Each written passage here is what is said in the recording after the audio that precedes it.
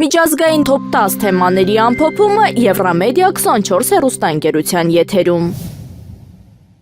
Իսրայելի վարչապետ Բենյամին Նեթանյահուն հայտարարել է, որ ԱՄՆ-ի հետ համատեղ իրականացվող ռազմական գործողությունները Իրանի դեմ կարող են որոշ ժամանակ տևել, սակայն չեն ձգվի տարիներ։ Նրա խոսքով հիմնական նպատակը Իրանի ռազմական եւ հնարավոր միջուկային ներուժի չեզոքացումն է։ Գործողությունները սկսվել են, երբ ԱՄՆ հարվածների հետևանքով զոհվել է Իրանի գերագույն առաջնորդ Ալի Խամենեին։ Սա տարածաշրջանում ստեղծել է առավել վտանգավոր եւ անկանխատեսելի իրավիճակ։ Իրանը անօդաչու սարքերով հարված է հասցրել Սաուդյան Արաբիայի մայրաքաղաք Ռիադում գտնվող ԱՄՆ դեսպանատան տարածքին։ Հասցված հարվածի հետևանքով դեսպանատան տարածքում բռնկվել է հրդեհ, վնասվել են արտաքին անվտանգության ենթակառուցվածքները եւ մի շարք վարչական հատվածներ։ Դիվանագիտական անձնակազմը ժամանակին տեղափոխվել է անվտանգ գոտի, իսկ նախնական տվյալներով զոհեր չեն գրանցվել։ ԱՄՆ պաշտոնյաները միջադեպը գնահատել են որպես տարածաշրջանային լարվածության վտանգավոր սրացում եւ հայտարարել անվտանգության միջոցառումները կխստացվեն։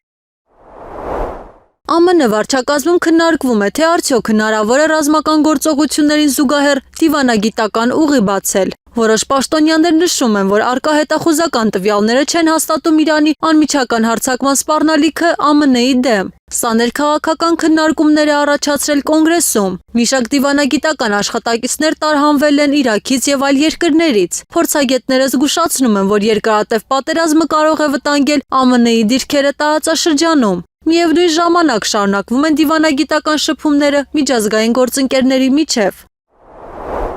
Իսրայելի բանակը լրացուցիչ ուժեր է տեղակայել Լիբանանի հարավում։ Գործողությունների նպատակը Հեզբոլլահի հրթիռային սպառնալիքը նվազեցնելն է։ Մարտերը շարունակվում են սահմանային գոտիներում, առաջացնելով նոր հումանիտար խնդիրներ։ Լիբանանի իշխանությունները մտահոգություն են հայտնել երկրի ներսում անվտանգության վատթարացման կապակցությամբ։ Միջազգային կազմակերպությունները կոչ են անում կանխել լայնամասշտաբ պատերազմը։ Ուկրաինայի առաջնորդ Վոլոդիմիր Զելենսկին հայտարարել է, որ Ուկրաինա-Ռուսաստան բանակցությունները նախատեսվում է շարունակել։ Նա նշել է, որ Մերձավոր Արևելքի զարգացումները չպետք է խոչընդոտեն եվրոպական անվտանգության օրակարգին։ Զելենսկին ընդգծել է ԱՄՆ-ի միջնորդության կարևորությունը, սակայն փորձագետները նշում են, որ գլոբալ լարվածությունը կարող է շեղել միջազգային ուշադրությունը Ուկրաինայից։ Չնայած դրան Կիևը շարունակում է դիվանագիտական ջանքերը։ Ռուսաստանի Դաշնության արտաքին գործերի նախարար Սերգեյ Լավրովը հայտարարել է, որ Ռուսաստանը չի տեսել ապացույցներ Իրանի կողմից միջուկային զենք ստեղծելու մասին։ Նրա խոսքով ռազմական գործողությունները հիմնավորված չեն բավարար փաստերով։ Լավրովը կոչ է արել անհապաղ դադարեցնել բախումները։ Նա ընդգծել է, որ հակամարտությունը ծանր հումանիտար հետևանքներ ունի։ Ռուսաստանը պատրաստակամություն է հայտնել աջակցելու խաղաղ կարգավորմանը։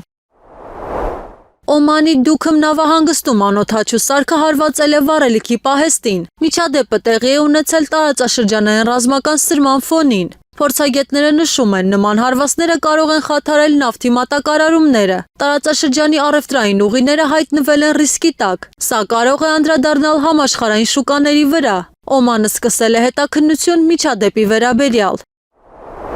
Մերձավոր Արևելքում լարվածությունը հանգեցրել է համաշխարհային շուկաների անկմանը։ Նավթի գները բարձրացել են Օրմուզի նեղուցի շուրջ վտանգների պատճառով։ Ֆոնդային բորսաներում նկատվում է անկայունություն։ Ներդրողները խուսափում են ռիսկային ակտիվներից։ Դոլարը ամրապնդվել է որպես անվտանգ արժույթ։ Տնտեսագետները զգուշացնում են հնարավոր նոր ինֆլյացիոն ալիքի մասին։ Օրմուզի նեղուցը դարձել է ռազմավարական լարվածության առանցք։ Այստեղով է անցնում աշխարհի նավթի զգալի մասը։ Ռազմական գործողությունները կարող են խաթարել մատակարարումները։ Նավթի գները արդեն աճել են։ Սա ազդում է ինչպես Եվրոպայի, այնպես էլ Ասիայի տնտեսությունների վրա։ Քաղաքական առաջնորդները քննարկում են էներգետիկ անվտանգությունը։